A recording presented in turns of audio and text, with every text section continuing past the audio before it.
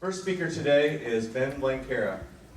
Ben is the founder of Tech Life Columbus, a local grassroots group whose mission is to foster a culture of innovation and entrepreneurship. Ben is also the curator of Columbus Startup Digest, a weekly email newsletter detailing the best startup events in the area and the best articles in the startup world every week. In addition to his community building work, Ben has held a series of leadership positions at Owens Corning, Columbus Technology Council, and most recently served as Vice President of Information Services at Progressive Medical, Inc. In the spring of 2011, Computer World named Ben to its Premier 100 list of national IT leaders. Ben received his bachelor's in mechanical engineering from Rutgers and his master's in organizational development from Bowling Green State University. He's also Six Sigma certified, as well as a PMP. He's known in the tech community for his boundless energy and his enthusiasm for innovative and entrepreneurial thinking.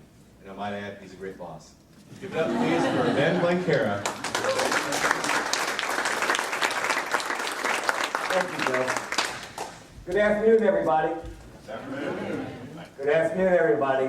Good afternoon. Perfect. Because there's a couple of death knells. Whoa. Don't go there. There's a couple of really bad time slots for speakers. That is the time slot right before lunch, which is everyone just wants to get the heck out of there, right? Or the time slot right after lunch, which is everyone's ready to go to sleep, right? You just had their big lunch and they're ready to take a nap. So I fall in the ladder, and so I have to wake you all up in some way, shape, or form. First of all, thank you all for coming tonight, and thank you, John and Aladdin, for your incredible work getting this up and running. There's a quote that I love. The quote is something like this: with great riches come great responsibility. With great riches come great responsibility. What does that mean, and why does that mean something here? You all have the opportunity and are modeling continuous improvement by spending time with your peers, sharing best practices. That is a position not a lot of people have. And so I would throw out to you that one of your responsibilities coming out of this is to learn from each other and then try to pick one nugget out that you can use. It is a waste of your time if you haven't picked one thing out that you can try to implement. Okay? So with that, I just want to say a couple words about QA, where it's going, what's going on. And it comes from a perspective of spending some time with senior leaders in our community and what they're saying and what they're doing. All right? You have an incredible amount of experts talking this afternoon, so I will not even try to attempt to get into any details about that. So let's go ahead and start.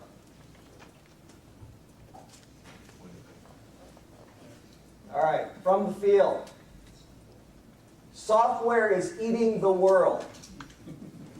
This is a recent article that Mark Andreessen penned or was quoted in. And here's what it says. We are in the middle of a dramatic and broad technological and economic shift in which software companies are poised to take over large swaths of the economy. More and more major businesses and industries are being run on software and delivered as online services. Many of the winners are Silicon Valley-style entrepreneurial companies that are invading and overturning established industry structures. Over the next 10 years, I expect many more industries to be disrupted by software. Why is that important? The need for SQA is growing, right? You are in a heck of a great field, right? They tell you when you go to school that go into a field that is growing. If you are in software, it is growing. If you're in SQA, it is growing. They also tell you in school, go where the puck is going, right? That's what the Gretzky phrase, why is he successful? He goes where the puck is going. Go to places where other people don't want to play, but where the puck is going. Let me tell you that SQA, in talking to schools and things, that is not something on anyone's top 10 list to get involved in, right? So this is really good. You are working in an underserved market with a really big potential that is growing. That is good. Now, so that's a great thing to reaffirm that this is a great field to be in. So, from the field, I asked some of my friends what do they think about the opportunities and challenges in QA. Roles are changing for QA. QA is not QC. The way that we develop software is changing pretty dramatically, and so how we implement our craft is changing pretty dramatically. And so what does that mean? What that means is one needs not to think about the way it's been done, but the way it should be done. And start being able to create frameworks and conversations with your leaders to talk about how it should be done. Looking at history is a good precursor. It's a good foundation, but that's like driving, looking at the rearview mirror. Spend some time looking for the way it should be. QA has to be a bridge for development to business. What does that mean? If we assume QA governs processes that allow the robustness of the SDLC lifecycle, part of the SDLC lifecycle starts with the business. Fundamentally, we're trying to do things that involve and help the business. And that the means to execute that is around the development cycle. So part of the critical bridge that you all play is that. And ask yourselves, do I know the language in both of those sectors? Left shift needed in the SDLC. At the end of this, I'll talk about a quick model, and I know I've got 10 minutes, so I'm going to start talking real fast here. That when we talk about the SDLC and about the process of doing, you start out with the process of what do I want to do? You start out with the process of what do you want to do? And there's curves that I'm sure you guys have seen that says the cost of doing change later in the cycle goes up logarithmically.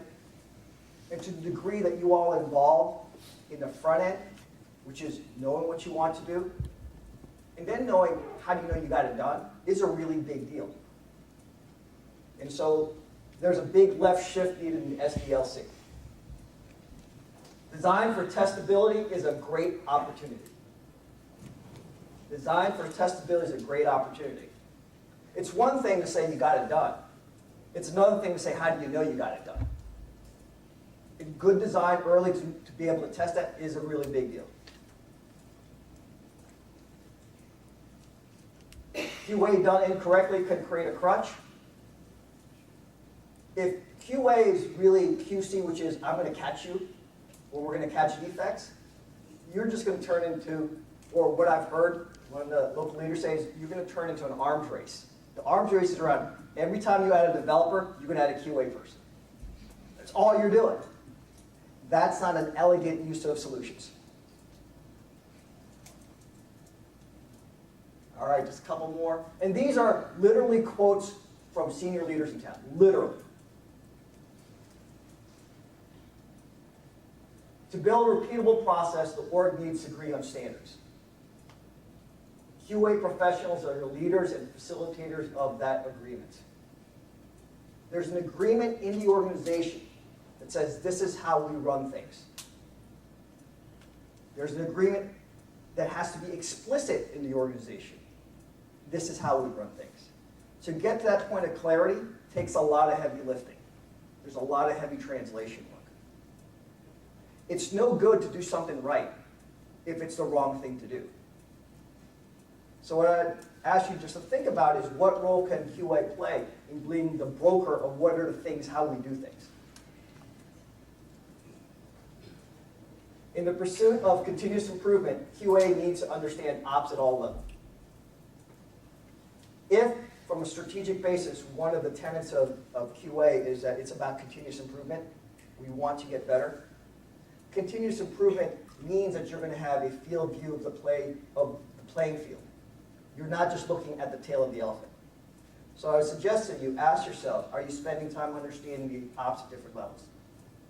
So those are some comments from the field and some interpretation of what that means to QA folks. So a model to consider. All right, the process you enable. I'm not real good with slide decks, so it's not fancy here. So the way it works is if you look at your SDLC, you start with requirements, you end up to releasing an integration of existing systems and all the different pieces. Ask yourself, QA can support and uplift the capability of that entire cycle. You got to ask yourself, where am I playing in that cycle? And am I really thinking holistically about the whole cycle? Or am I just being really good at one piece of it? Because pain in the organization and opportunity in the organization exists at all levels of that. So the strategic question is, am I spending time in the technical details, which you have to be good at? Remember, that's a price of entry in our business. But am I looking at the big thing? Am I asking myself, am I looking at the big thing? So some of the role associated with that is every function is an investment in an organization. Every function is an investment in an organization. And that investment is predicated around what problems are you solving? How are you adding value to the enterprise? So one of the challenges around that is, what are some of those problems? So you got to ask yourself, what risk am I reducing? And am I really reducing the total TCD, total cost of delivery to get it there? Am I actually doing something to reduce the total cost of ownership, the whole life cycle of whatever I'm building? We're almost done here. We talked about being a bridge builder and translator. And the base foundation of this is that you are SME. You know your stuff. You know your stuff. But to be a world-class player, just like in any sport, you don't spend a lot of time talking about how to dribble a basketball, right? That's a given. You have to get past the basics and get to something strategic if you want to make a big impact. So that's it. Thank you. Open your minds, open your hands, network around, learn from these incredible thought leaders in our community. At this point, I want to turn over to Brian Steele. He's the Vice President of Sales for Genova, who is underwriting this event. So, Brian, come on up. Great.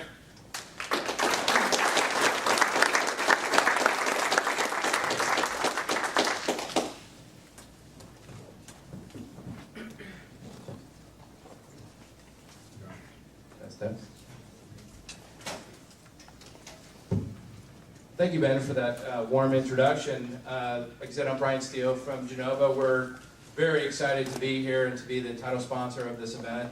I'm just overwhelmed to see the response to this event. We have, looks like we have a standing room only room here, and we had literally over 100 people on the waiting list for this event.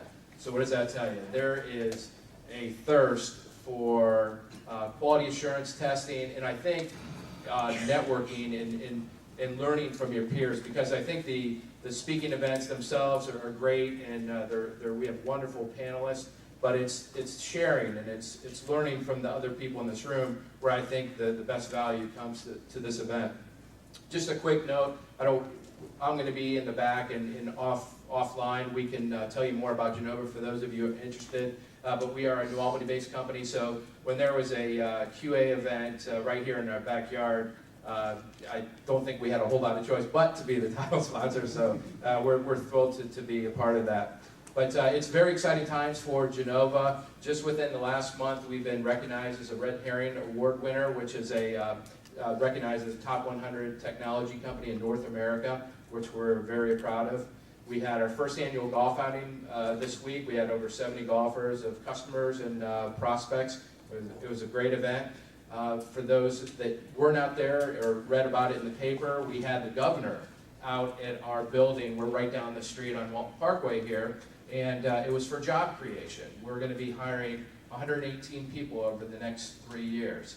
And how do we do that? It's by building our client base. We have a lot of national clients right now, but we really want to build out from Columbus. So we're very excited to at least introduce our product to you guys, and so you can learn more about it. But we want to be able to hire your niece that's coming out of Ohio State University, the Ohio State University, with a computer engineering degree. We want to hire perhaps your nephew that's returning from Afghanistan that wants to get into quality assurance. Those are the people we want, and we want to hire local people. So that's that we do it by growing our business. So we're all very excited to be here and host this. I will be here throughout the conference. I look forward to seeing everyone. Thank you.